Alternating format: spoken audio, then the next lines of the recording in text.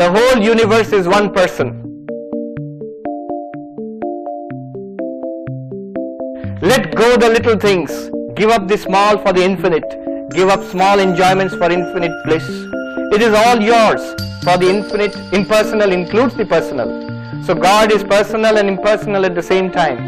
And man, the infinite impersonal man, is manifesting himself as a person.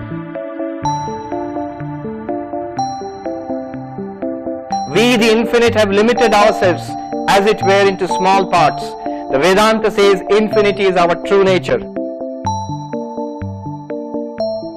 It will never vanish, it will abide forever. But we are limiting ourselves by our karma, which like a chain around our necks has dragged us into this limitation. Break that chain and be free.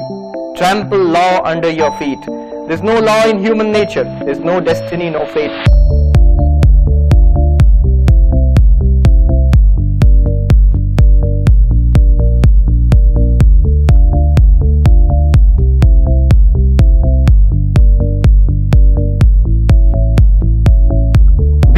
And then have any number of personalities you like. Then we will play like the actor who comes upon the stage and plays the part of a beggar. Contrast him with the actual beggar walking in the streets. The scene is perhaps the same in both cases. The words are perhaps the same, but yet what difference? The one enjoys his beggary while the other is suffering misery from it.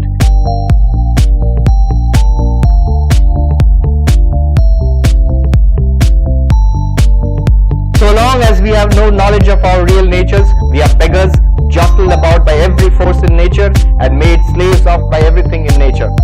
We cry all over the world for help, but help never comes to us.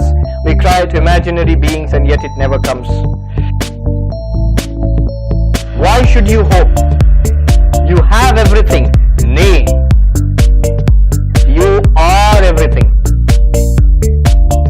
What are you hoping for? If a king goes mad and runs about trying to find the king of his country, he will never find him because he is the king himself.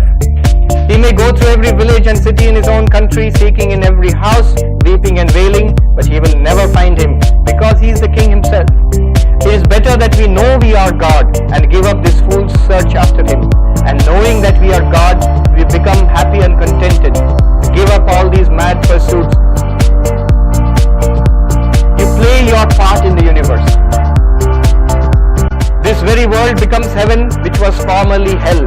To the eyes of the bound, it is a tremendous place of torment, but to the eyes of the free, it is quite otherwise. This one life is the universal life. Heavens and all those places are here. All the gods are here.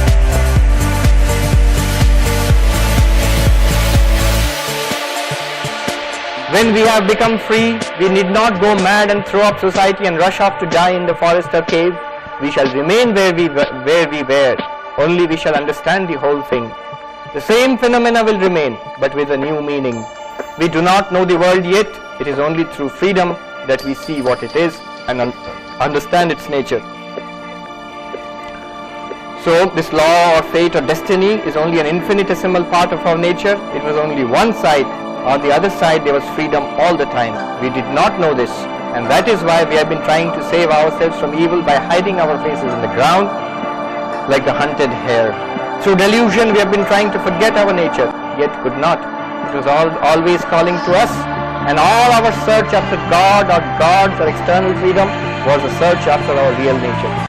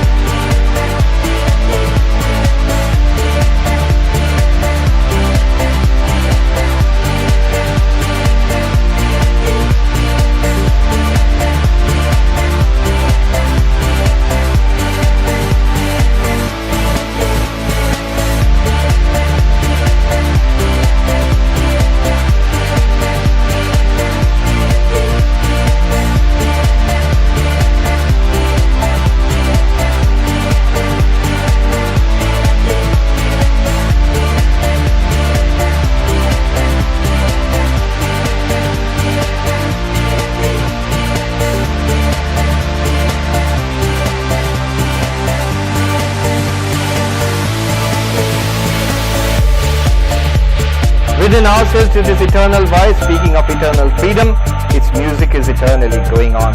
Part of this music of the soul has become the earth, the law, this universe, but it was always ours and always will be. In one word, the ideal of Vedanta is to know man as he really is.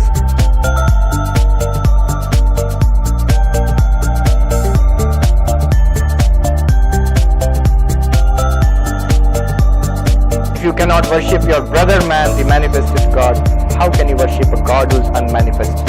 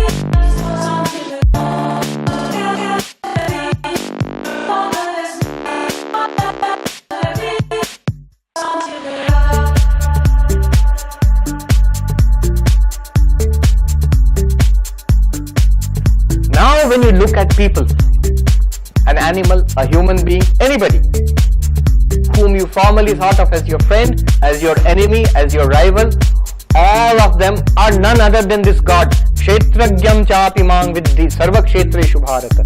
I, the Lord, whom humanity worships as God, am in all beings. That which is Father in heaven is in all beings also. Exactly the same God. So when you find a person, it's veritably God appearing in the form of that person. What is your attitude towards God? You worship. You don't have to worship a person with, you do aarti to a person and put a mala. You don't do that. If a patient comes to you, a sick man, you worship with medicine and health. If an ignorant person he comes, you worship with education. Anybody else who comes, you worship with love, with affection, with respect.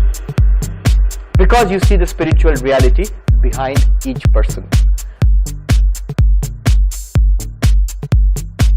Swami Vivekananda says, never approach anything except as God.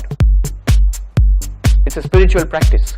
Never approach anything except as God. The people you come into contact with, teachers, students, parents, relatives, people in general, you approach them as God. Things happening in your life, good and bad, health and sickness, success and failure, as God.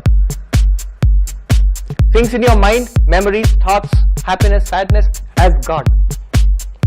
You do that. That's a spiritual practice.